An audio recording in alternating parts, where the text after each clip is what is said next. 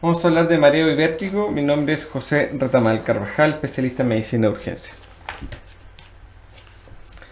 La consulta por mareo o vértigo en los servicios de urgencia es una de las más frecuentes y de difícil enfrentamiento, evaluación y diagnóstico, por lo que es muy importante saber reconocerla y enfrentarla de manera adecuada.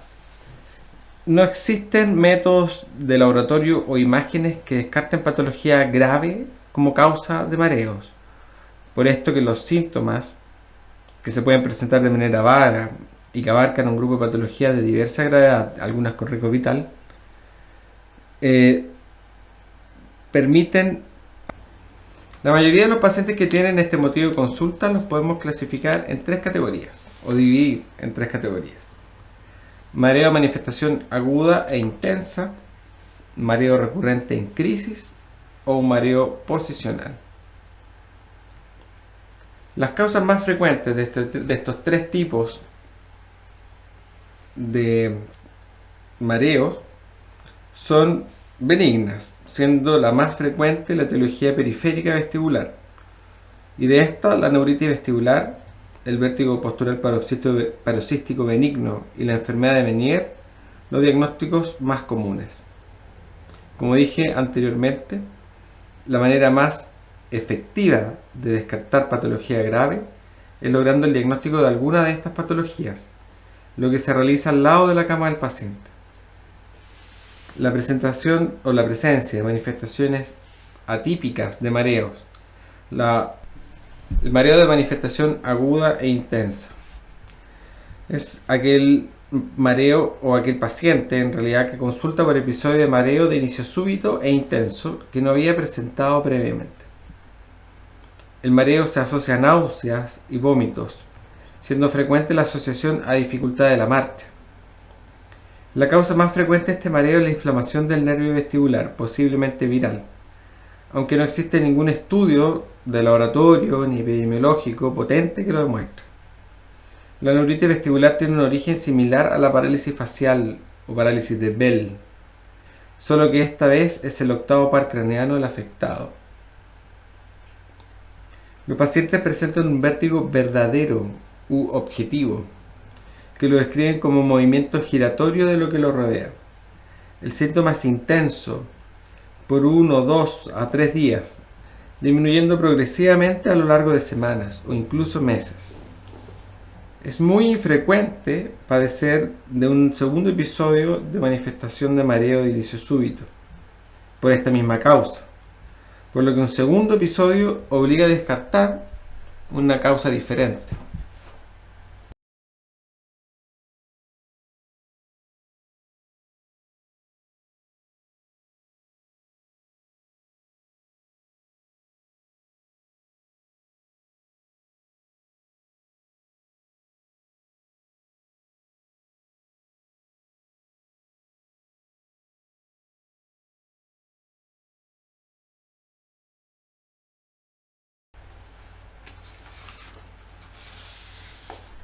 Vale la pena mencionar que un infarto pequeño de la fosa posterior puede similar a una neuritis vestibular.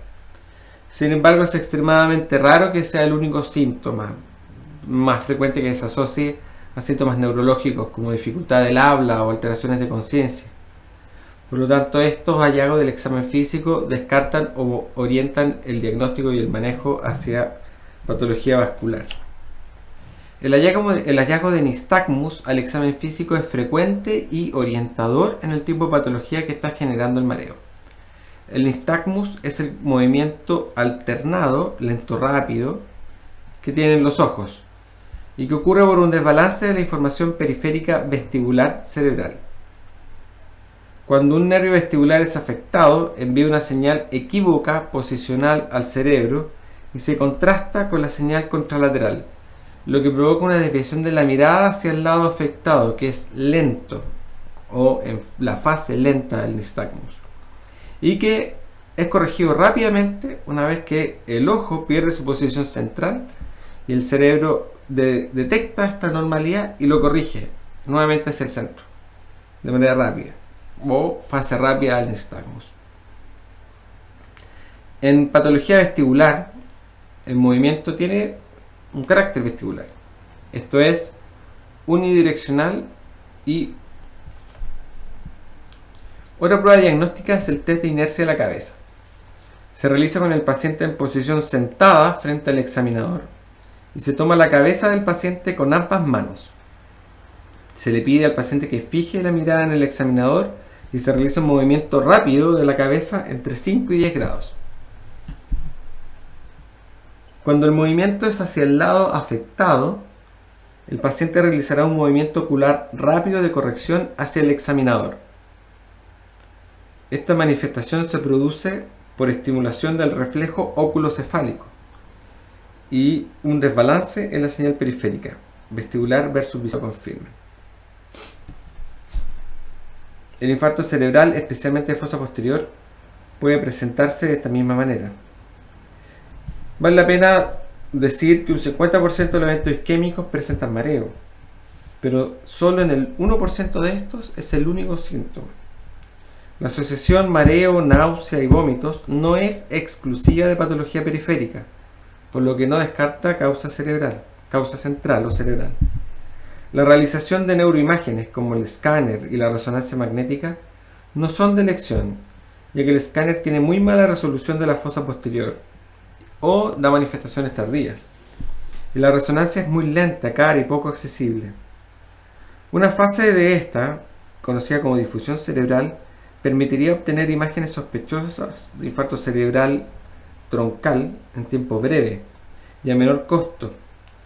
Por todo esto, es de vital importancia realizar una adecuada evaluación del paciente, objetivando la presencia de nistagmus y un test de inercia de la cabeza positivo, sin dejar de lado la posibilidad de evento isquémico si es que existen factores de riesgo que lo hagan sospechar en el paciente. El tratamiento de esta presentación de mareo depende de la causa. Si la causa más probable es central y es isquémica, requiere un diagnóstico precoz con neuroimágenes e inicio de terapia trombolítica antes de 3 horas del inicio. En caso que la causa sea una neuritis vestibular, se pueden utilizar corticoides a bajas dosis y por periodos breves. Sin embargo, lo que más beneficia al paciente es la pronta restauración de sus actividades diarias, ya que permite la compensación cerebral y así la abolición de los síntomas. El mareo recurrente en crisis. Esta manifestación se caracteriza por la aparición de mareo agudo e intenso en más de una ocasión y con similares características. La enfermedad de Meniere es la patología prototipo de este tipo de manifestación de mareo. Los pacientes que padecen de esta patología presentan episodios de vértigo objetivo, náuseas, vómitos e inestabilidad, asociados a síntomas auditivos como tinnitus o hipoacusia unilateral. La manifestación sintomática puede durar horas y el tinnitus que padecen estos pacientes es descrito como un zumbido de bajo volumen y es de un solo lado.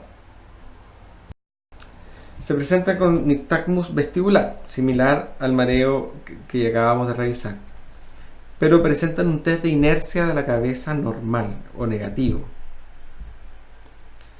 Este cuadro puede ser causado también por eventos isquémicos transitorios, aunque en estos casos la manifestación de mareo es más breve que la enfermedad de Meniere y puede ir asociado a otros síntomas neurológicos centrales, siendo progresivo en su manifestación si no es bien tratado. Una vez más, la presencia de factores de riesgo isquémico obliga a descartar causa central y debe ser estudiado con neuroimágenes. En general, estos pacientes deben ser manejados por otorrinos, siendo el manejo en urgencia exclusivamente sintomático.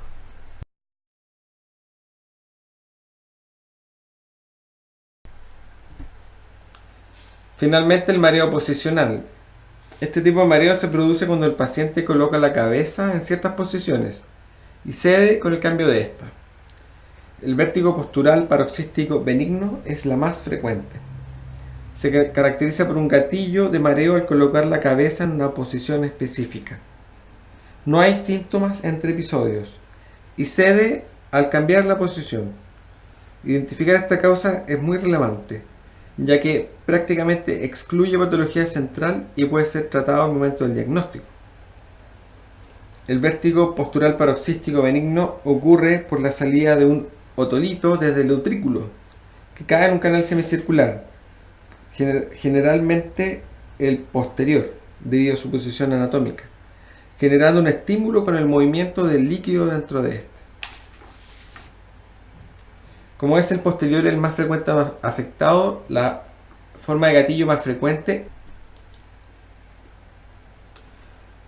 una manera de diagnosticarlo y tratarlo es con la maniobra de reposición, que la vamos a detallar a continuación. Es conocida también como la maniobra de Epley. Se realiza con el paciente en posición sentada y el examinador hacia el lado afectado. Se gira la cabeza rápidamente hacia el lado afectado en 10 grados.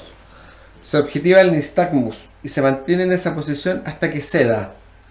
Luego, manteniendo la cabeza girada, se lleva al paciente a la posición de cúbito con la cabeza hiperextendida, colgando fuera de la camilla. Y se gira la cabeza hacia el lado contralateral rápidamente, manteniéndola por 30 segundos. Luego el paciente gira completamente hacia el mismo lado y el examinador gira la cabeza, de tal manera que la nariz queda apuntando hacia el suelo, manteniéndola nuevamente por 30 segundos. Y luego se posiciona el paciente en posición sentada, manteniendo la cabeza girada por otros 30 segundos. Esto se debe repetir hasta que el nistagmus de la primera posición desaparezca. Esta maniobra se realiza cuando el vértigo es ocasionado por alteraciones en el canal semicircular posterior, y se le debe pedir al paciente que evite colocar la cabeza en hiperextensión para que no vuelva a caer el otolito en este canal. Esta manifestación también puede ser provocada por patología de origen central, como tumores de fosa posterior o esclerosis múltiple, y la forma de sospecharlas nuevamente con la característica del nistagmus. El tratamiento sintomático de los pacientes que consultan en urgencia está enfocado a disminuir las náuseas y vómitos y también inhibir al estímulo vestibular. Los antieméticos como el ondansetrón actúan a nivel central sobre el centro del vómito, aboliéndolo. Los inhibidores vestibulares, antihistamínicos, benzodiazepinas y anticolinérgicos, actúan sobre la neurotransmisión vestibular, específicamente en la sinapsis de la primera con la segunda neurona vestibular, bloqueándola y suprimiendo el estímulo.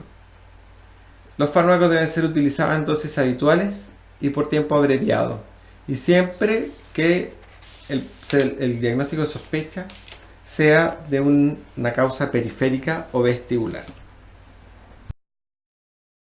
Muchas gracias.